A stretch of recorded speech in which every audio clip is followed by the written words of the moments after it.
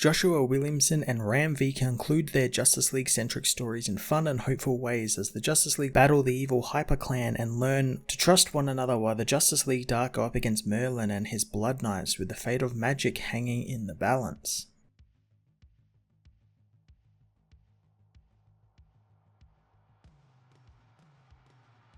Joshua Williamson wraps up his Hyperclan storyline in a huge action-packed way that really makes me hope that we get to see more of this particular team in the future. I really enjoy that the coda of the story was about learning who people really are under the masks they wear and how learning this can help you unite to fight a common threat and be a better family and team. The Hyperclan were the perfect villains to parallel this story with, since their whole deal was hiding themselves from people and masking up and pretending to be something that they aren't. I did think there was a missed opportunity to have one of the League members actually be a villain and part of the reason why the Hyperclan easily infiltrated the League instead of it all just happening almost instantly, or alternatively, a Hyperclan member teaming with the League when Protex shows that he is now a bit of an unhinged madman who's killing his own people when they talk out of turn to him. It feels like the story was set up to go there but never actually did, so I'm a little bummed it didn't, but maybe that was a bit too of an obvious pull and Joshua Williamson didn't want to do that. But the story still delivered a great message and some fun action. Ram V meanwhile concluded the Justice League Dark story, echoing much of the magical based future state stuff, in that if any magic is left in the world, it means there is hope left in the world. I enjoyed the story being based around Etrigan and his loss of Jason Blood, and in turn his hope and choice in what happens to the world. All of the team was used to great effect over these two issues to help remind Etrigan who and what he is. Dr. Fate's role as a future oracle was quite cool, but a little derivative of Doctor Strange's role in Avengers Infinity War, right down to him literally saying they only have one future of many in which they win. I would like to follow Fate's role going forward now that he is a willing prisoner of Merlin, and I think there could be some fun stuff to be done with him there. It could be sort of like a god versus the devil type of story with Merlin, so hopefully we get to see some more of that in Infinite Frontier somewhere.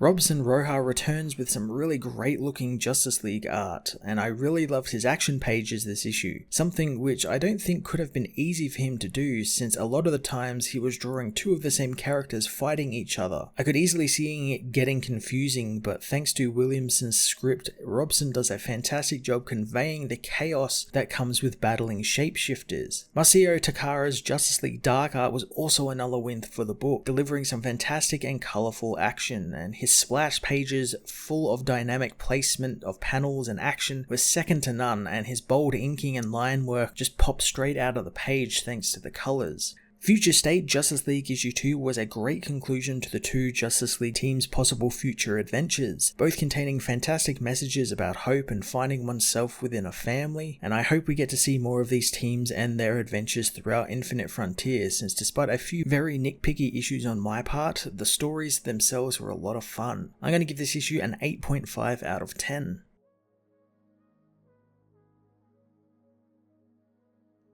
Future State Justice League Issue 2 finds the League-disguised Hyperclan continue the heroes' missions to save the world while also dealing with the enemies of the White Martians, kidnapping various scientists who Superman takes to the Hall of Justice. The men they kidnap realize that they aren't the Justice League as they morph back into their original forms, wondering how long they can keep this ruse up since it's becoming increasingly risky. Protex says that it doesn't matter since they have what they need, using the kidnapped men to build a giant machine. Protex says that they have had the League control their fate for too long, and they lock them up and banish them, and having to thank Ivo and Tio Morrow for their freedom is sickening, and with the League and Legion gone, they can finally use the scientists they have kidnapped to give them the world. Primate thinks that these moves they make are unnecessary since the world believes them to be the League and they worship them, as Zoom thinks that they can be happy, but he's blasted by Protex's heat vision as the villain says that they are owed vengeance and the Justice League will pay. The Justice League meanwhile find themselves on a volcanic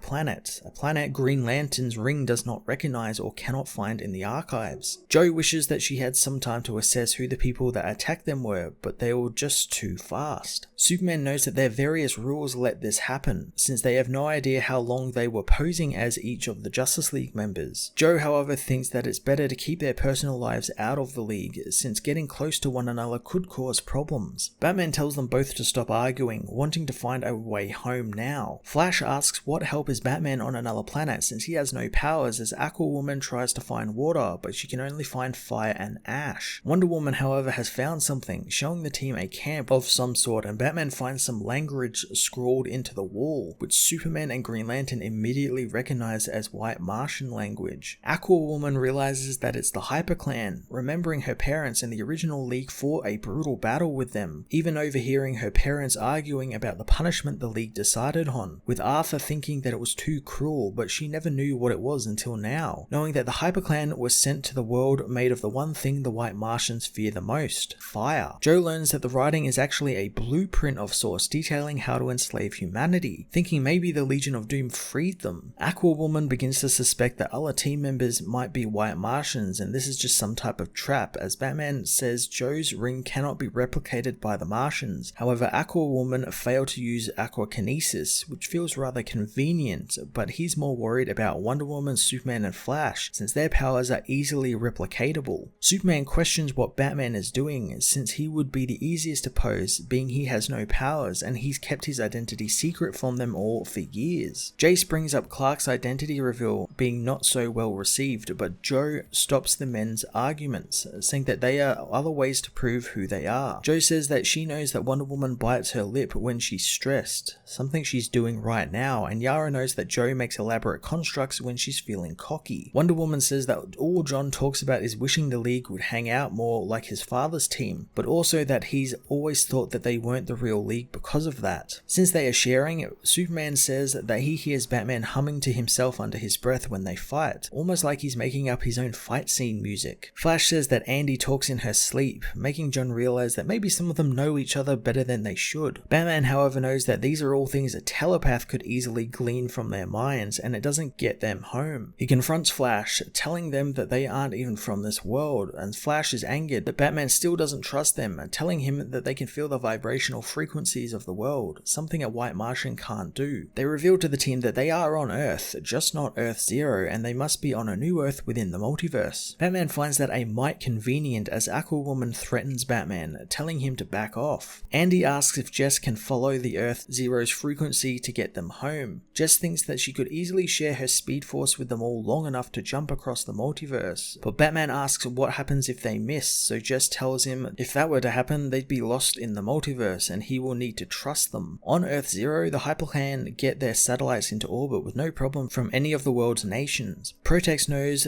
that after decades of having their lives saved over and over, the people have put too much faith in the heroes, watching as they flock to the new Hall of Justice. The clan wonder why Protex is in his original form, asking why he's revealing himself now, so the villain says that today is the ending of mankind and he wanted to dress the part. He says their new hall and their tech will connect them to all the human minds across the world, which he will then revert to their primitive state to enslave them, and they will finally be seen as gods. Clan know that he will need to kill a huge number of people to start the machine, but Protex hopes his friend's time as Superman hasn't softened them, since they all knew the sacrifices would have to be made. Suddenly, the fake Superman is blasted away by the real Justice League as they arrive, battling the villainous counterparts as Protex calls for them not to allow the League to steal their vengeance. The League find it difficult to keep track of who is who, as the Martians prove to be fantastic masters of disguise, leading to Flash thinking that she's beating the real Superman, but it's really just the Martian copy, who blasts the hero with his heat vision. Wonder Woman grabs him with her bowlers as Protex races to his weapon, intent on activating it. Joe meanwhile asks the Flash and Batman what her first relationship in the city Enduring was, both of which know the answer straight away,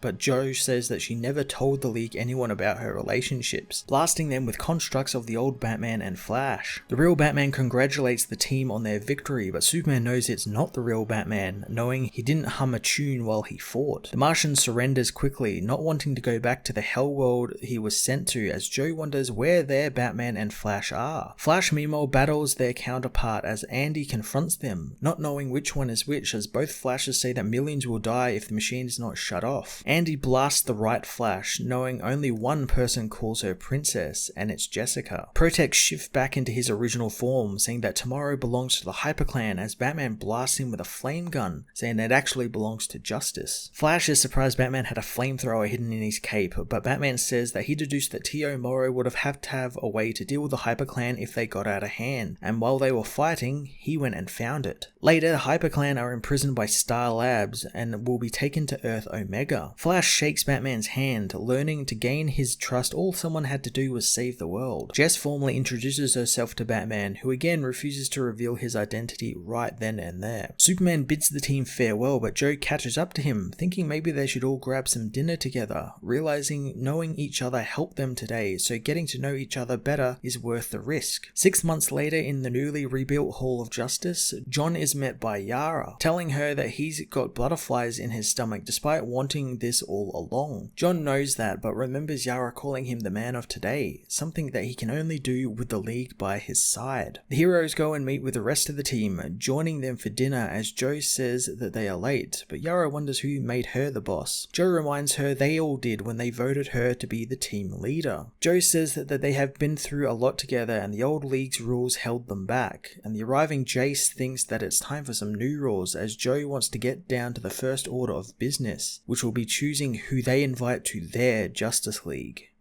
Elsewhere, Khalid regales his friends with the story of his journey to fix the Helm of Fate, and while he was gone, Merlin attacked the Tower of Fate and it soon fell. Without Nabu guiding him, he was lost, but in his one final act of desperation, Nabu cast Khalid into the sands of where he was soon met by Howhet, who tells the man that she can fix the Helm of Fate, and will do so for a price. With no other choice, Khalid agrees, so the helm is fixed, and thanks to Howhet's power, he sees visions of the future where Merlin uses the tower to cast a glamour over the earth and hide himself and his actions from those who couldn't see past the veil of it, as he recruited others to join his cause and to be his knights. Khalid also sees Etrigan parting from Jason Blood thanks to Merlin's powers, who takes Jason prisoner, and should Etrigan fight back, Merlin will kill Jason. The thing Etrigan doesn't know is that Jason is long dead already. Etrigan says that he lies, grabbing Khalid, who says that he was only fulfilling his part in revealing the truth to him. Khalid knows that Jason is gone now and Merlin fears him, so he found a way to take Etrigan's courage from him now, and the choice is his to make. So either he keeps hiding or he confronts everything that's happened, and whatever he chooses, he needs to know that they are all there to stand against Merlin and all that are left. Khalid leaves as Detective Chimp comes to see Etrigan, who thinks the demon is going to take the easy way out since Jason is dead, but they both have friends fighting out there, and while he knows it's easier to keep out of this, the alternative is he accepts that he's been wrong and starts making amends, and should he choose to continue down this path, he will have Bobo to deal with. Etrigan knows the Chimp stands no chance, even with the sword, but that's never stopped Bobo before. Elsewhere in Cardboard Town, Zatanna battles the Knights of Merlin with her dragon as Xanadu and Constantine watch on, knowing they never knew they stood a chance against Merlin until now. John doesn't want to count their chickens before they've hatched yet, as Merlin draws a dawn circle in the sky, something John knows they should be worried about. Dr. Fate, meanwhile, is defeated by the Knights, who want the Helm of Fate since it's the final piece in Merlin's puzzle. Fate knows that the Knight was Enchantress, knowing that there is a difference between hiding and waiting. Enchantress wonders what he means as Zatanna's dragon burns her men away, allowing John and Xanadu to come to Khalid's aid. Enchantress says that these old magicians won't be any help, asking what's so bad about Merlin's more ordered and structured world. John says that it's all a lie thanks to the glamour he's casting, and June knows the truth has only ever brought them misery and pain. She asks why Zatanna is opposed to this, so the hero says that she once had a friend who once said she could have been many things, from a god, a witch, to a queen, but she chose to be herself, and Zatanna remembers Wonder Woman telling her that many masters will promise to take away their pain, but will just replace it with a leash around their necks, but she knows that mortals can strive to die free. Enchantress wishes to allow them to die free, unleashing her magic from Merlin's dawn circle, hurting the heroes. Etrigan meanwhile battles Bobo, telling him that he has lost, so why doesn't he just give up? Bobo says that he cannot be destroyed since they are both tethered to one another, and he won't quit until he listens, knowing of what the demon tried to do before, but all of this is because he tried to be more than the demon he is. Etrigan says that his bond to Jason taught him that he could be noble and could be more than a child of hell. Bobo says that that's what fate was trying to tell him, that despite Jason being gone, he's not his conscience or his reason anymore, and he fears without the man he's gone too far down the wrong road and can't come back. back, but it's never too late to make another choice, something Bobo knows about all too well. As Khalid has his helmet ripped off by Enchantress, Bobo says that the choices they make decide who they are, and Etrigan doesn't need a voice of conscience to tell him what to do. Bobo and Etrigan re-merge, blasting Enchantress off of Khalid before grabbing the villain, beating her into the ground over and over. Etrigan calls for Merlin, saying his champions are defeated and the coward should show himself. Suddenly, Etrigan is stabbed by one of the Angel's sword, as nearby Merlin and his remaining Blood Knight watch on. Merlin thinks the demon held out for longer than he thought he would, as the demon yells at the villain for killing Jason. Merlin says he never actually killed Jason Blood, as Etrigan realizes the knight that is now confronting him is Jason Blood. The knight rips the sword from the hero's chest, unmasking himself, telling Etrigan that he's pathetic for holding up with rats like John and Zatanna and Fate. Jason says that Etrigan is a demon who deems himself a hero, and they tried, but they failed, but now magic has been brought to order by Merlin, something the Justice League could not do. He asks if Etrigan gives in, but Etrigan says that he would rather die in hellfire than live like a dog. Merlin tells his Blood Knight to fulfill the wish of the demon, but Dr. Fate comes to Etrigan's aid, wanting to offer Merlin a bargain. Merlin wants to hear what he has to say, so Khalid says that he wants his friends and everyone else spared, and if he does, he will offer Merlin the helm. Khalid knows, however, that Merlin cannot use the helm without him, otherwise Merlin would have just taken it and killed them all, so Khalid will become his personal oracle if the others are left alone. Etrigan tries to get him to stop, but Khalid says that it's the only way, and this is what he was waiting for. The choice. Khalid explains the actual meaning of the name Hohet, saying it means numerous beyond count, and she didn't show him one future, she showed him all of them, and only one future is the one where they win, and this one isn't that one, but the demon perceives things differently from the rest of them. He whispers to Etrigan to remember past actions may yet be influenced by the future he's seen. Merlin and Jason open a portal, ready to take Fate away, as Khalid tells the team everything they do matters, and Zatanna needs to remember that she brought the team together and they would be lost without her, and Wonder Woman believed in her, and so does he, since if there's always magic, then there is always hope.